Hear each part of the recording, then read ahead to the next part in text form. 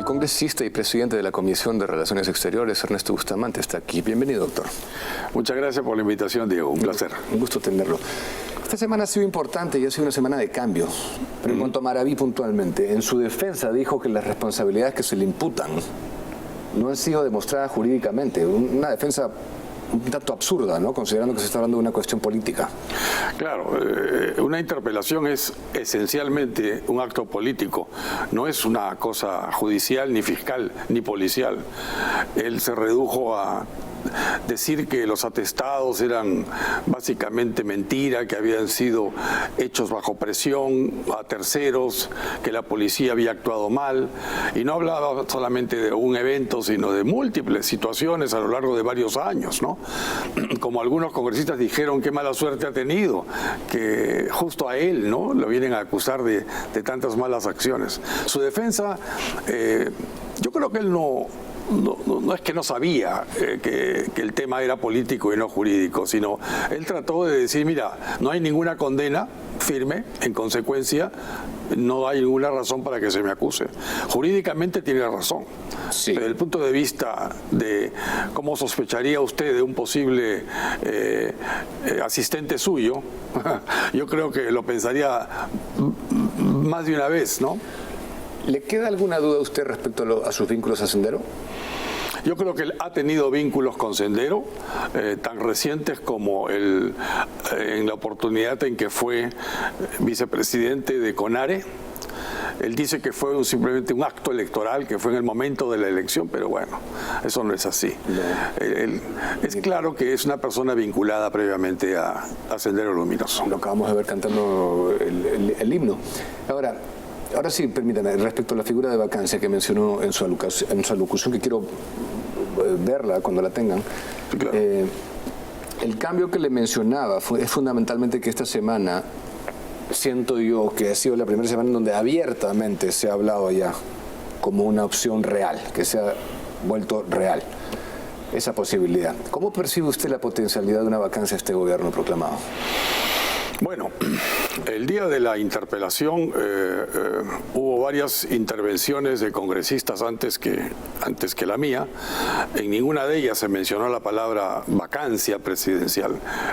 Creo que fui el que primero la mencionó, pero no como una amenaza, ¿no?, sino simplemente recordándole al señor presidente que en el equilibrio de poderes no solo la cuestión de confianza y la interpelación o la censura son elementos a juzgar, a tomarse en cuenta, sino también la vacancia presidencial. O sea, recordándole que eso también era una opción. Y eso es básicamente, ¿no? El tema de que le haya dado supuestamente su palabra a la presidenta del Congreso, ¿cree que eso es una estrategia? ¿Juega algún tipo de rol psicológico? Decir, le di mi palabra y la presidenta del Congreso, porque fue un show político también, ¿no? Eso se ha hecho una política, claro. Con la prensa ha sido partícipe y a mí me parece bien. Está mal, yo creo. El tema de dar la palabra no es cuestión de dar la palabra al amigo del costado. Es lo que uno le dice a la presidenta del Congreso. La presidenta del Congreso es la presidenta de un poder del Estado. Y un jefe de Estado, un jefe de gobierno, un presidente de la República, tiene que decir la verdad, tiene que decir las cosas como son. Sí. Evidentemente, lo que le dijo a la presidenta del Congreso no era toda la verdad. ¿Qué es lo que más le preocupa a usted de este gobierno? ¿De este gobierno? Sí. Que realmente sea verdad, que haya intereses de convertir al Perú en un país de órbita comunista. Por supuesto, órbita comunista que no existe, no hay suficientes astros que puedan mantener satélites comunistas en órbita, ¿no? En el mundo, vamos a decir, en la galaxia. No, definitivamente eso es lo que temo. A mí no me preocupa que haya un gobierno de izquierda moderada, de izquierda democrática. Está bien. Eso es perfectamente razonable, pero no un gobierno que nos lleve a la órbita cubanista o chavista o de Corea del Norte. Por ejemplo, hemos hecho migas con un país inexistente, la República Árabe Saharaui, ¿no? Y eso es parte justamente del quedar bien con el círculo de amigos, el círculo de patas, vamos a decir, que piensan igual, que no son más que algunos pocos que se cuentan con las manos nada más. Del Foro de Sao Paulo también podría ser, pero entonces, para encapsular la idea, lo que más le preocupa es que pueda llevar a cabo la agenda radical que estaba consignado en el ideario y programa original. Así es, así es. Y llevarnos hacia la y mientras tanto hay una serie de distracciones, de diversiones, como se diría en lenguaje militar, como para que nos distraigamos mirando una bombita que explotó a la izquierda, otra que explotó a la derecha, cuando el objetivo está al frente. Sí, ahora se me adelantó usted con esa pregunta, era mi siguiente. Pero de cara a la Comisión de Relaciones Exteriores que usted preside, ¿cuál cree que ha sido la motivación que tiene este gobierno para reconocer a la República Saharaui? Totalmente ideológica. Totalmente ideológica. Hemos invitado al señor canciller de la República, al canciller Maurtua, 2 veces respecto de ese tema, y él ha mencionado que es un tema de derechos humanos, que el Perú reconoce la no intervención militar, en referencia a una supuesta intervención militar de Marruecos en territorio saharaui, y que somos pues buena gente y lo que queremos es avalar todo pueblo que quiera liberarse, pero eso está fuera de contexto, porque estamos hablando de un territorio que en este momento está ocupado tan solo por 40.000 personas. La población saharaui es 400.000 personas.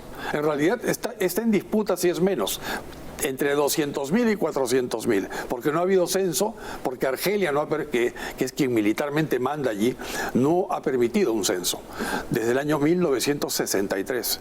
Pero supongamos que fueran 400.000 personas. De estas, el 90% viven en el territorio marroquí. Entonces solamente quedan 40.000.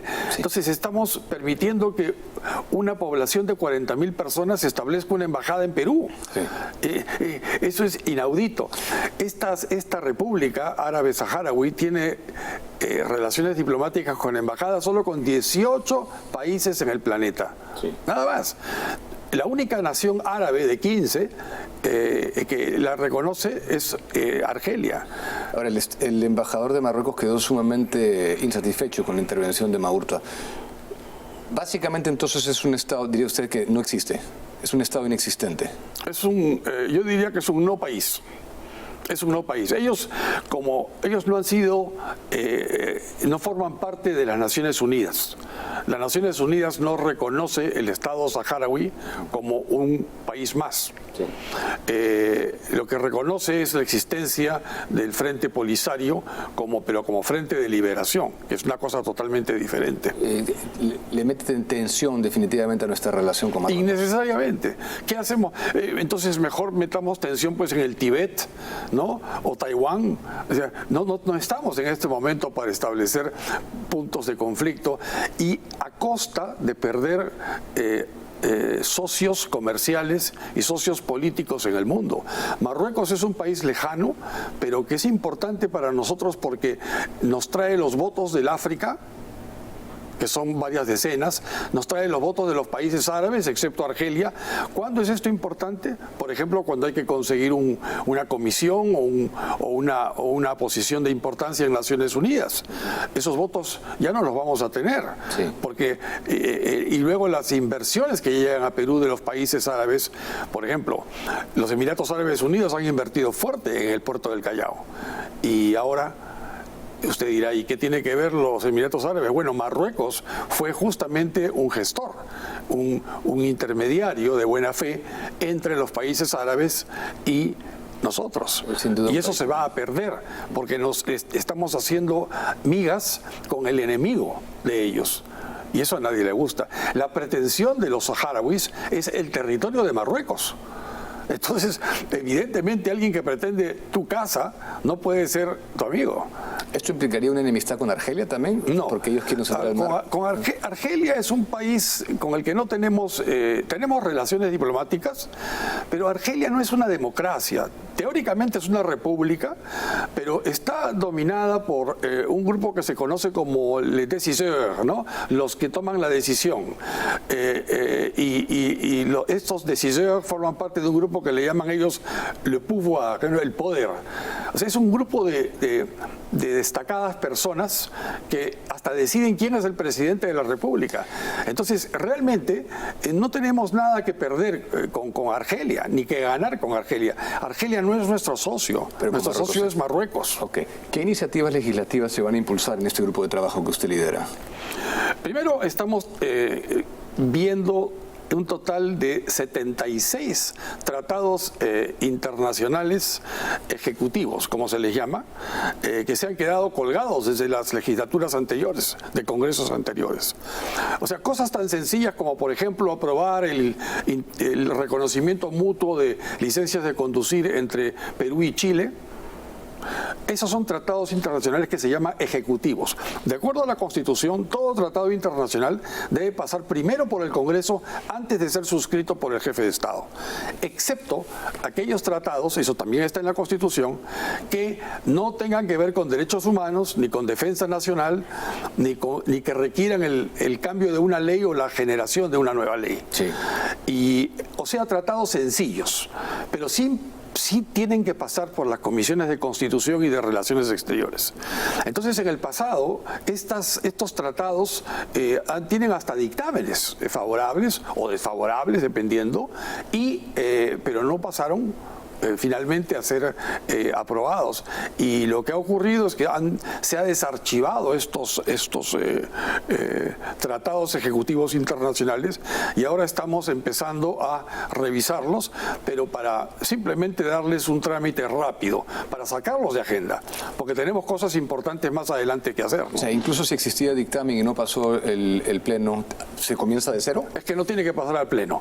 Los tratados ejecutivos internacionales no pasan al Pleno. Si hay dictamen, ¿a dónde va? Solamente, no, si hay dictamen, simplemente se aprueba y luego se ejecuta, en el sentido de que al ir al archivo, automáticamente se le da una especie de visto bueno a la acción del decreto supremo que originó ese tratado. Es un tratado hecho por el Ejecutivo, pero se le rinde cuenta al Congreso. El Congreso tiene un plazo para decir ya está bien. O sea que ya, sí, sería final. Y tenemos acumulados 76. Y ahora, habida cuenta lo que le comentaba, que Evo Morales ha venido en las últimas 8 semanas 3 veces. ¿Hay alguna manera de que se le pueda declarar persona non grata? Así sea simbólico, pero es una postura. Es una postura declarativa, pero poderosa, potente. Ahora, en el Congreso ya hubo una moción para declararlo persona no grata y se perdió. Se perdió en el sentido de que no se le declaró persona no grata por unos pocos votos. Recordemos que no todos los partidos llamados democráticos votan al unísono. Y hay veces que se trata de hacer concesiones políticamente favorables al partido de gobierno. Lamentablemente no se le declaró persona no grata.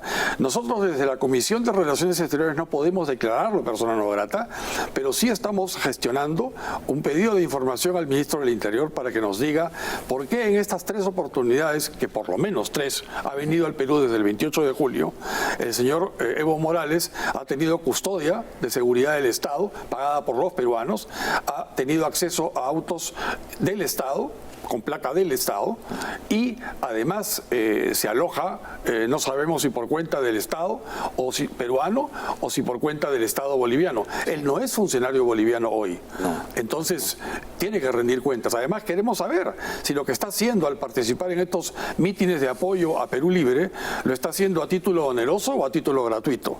Si es a título oneroso, tiene que tener visa de trabajo. Y yo quisiera saber si la tiene. Entonces, esta es información que vamos a cursar como pedido.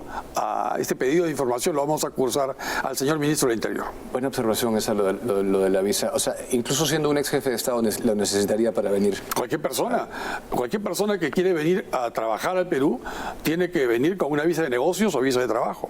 Interesante.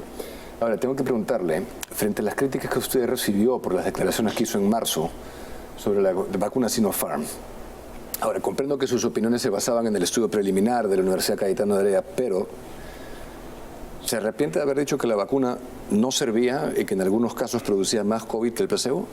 No, yo no me arrepiento de ninguna de mis declaraciones. Lo que declaré en aquel momento fue que, viendo un estudio, un reporte preliminar del estudio de esta vacuna,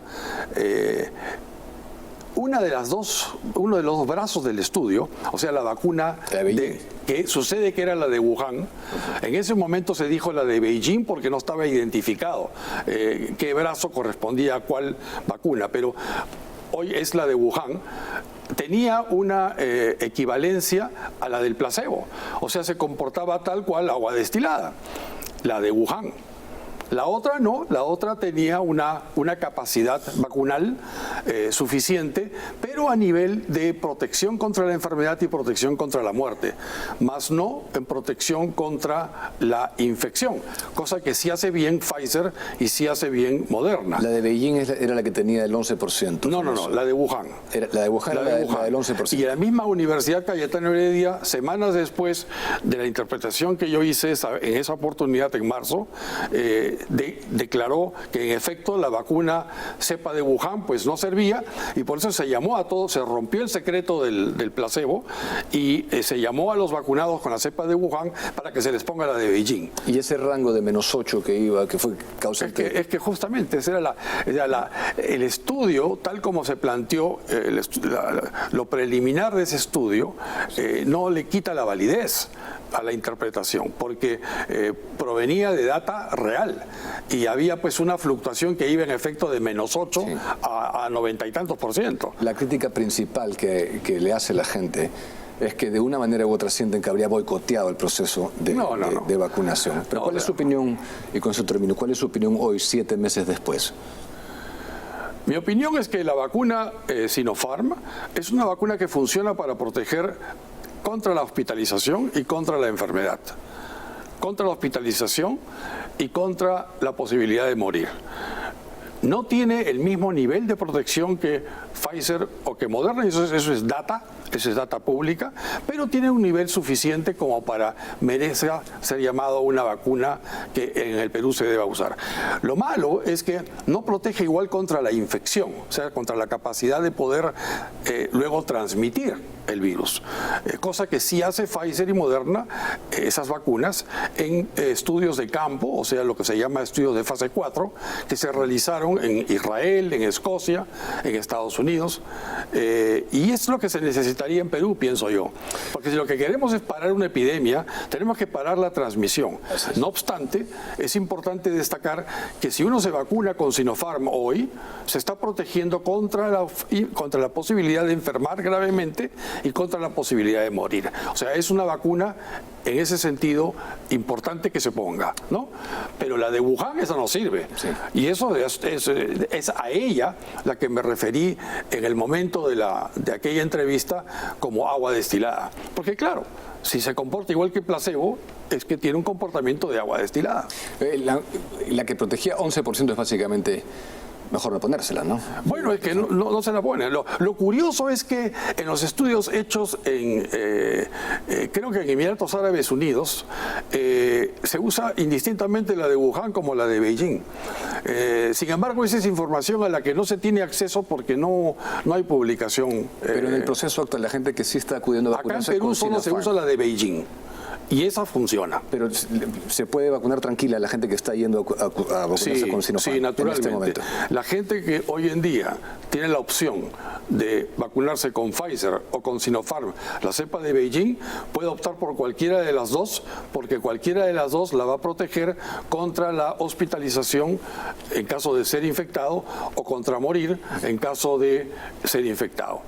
Ahora, el tema de que no te protege tanto como la otra, ese es un tema, yo diría, académico, que es a lo que me refería en el mes de marzo, porque el mes de marzo era otra época, estábamos viendo todavía el efecto del estudio fase 3, ¿no? Es que todo esto también se mezcló con el negociado que se descubrió de Vizcarra y la compra, entonces asusó también otro compartimiento, ¿no? Que era el tema de la corrupción. No, de ahí viene el tema de la confusión. El que se diga que, por ejemplo, yo soy antivacuna, que no lo soy. ¿Antivacuna en general o antivacuna Claro, Sinopharm? bueno, se ha llegado a decir hasta que soy antivacuna o que he tratado de boicotear la vacunación, cuando de ninguna manera. No, la lo que se vacunación con necesita es Sinopharm. no, la vacunación con Sinopharm Wuhan. Con esa cepa, sí, con esa cepa no es que traté de boicotear, porque yo en esa época no tenía ninguna función pública.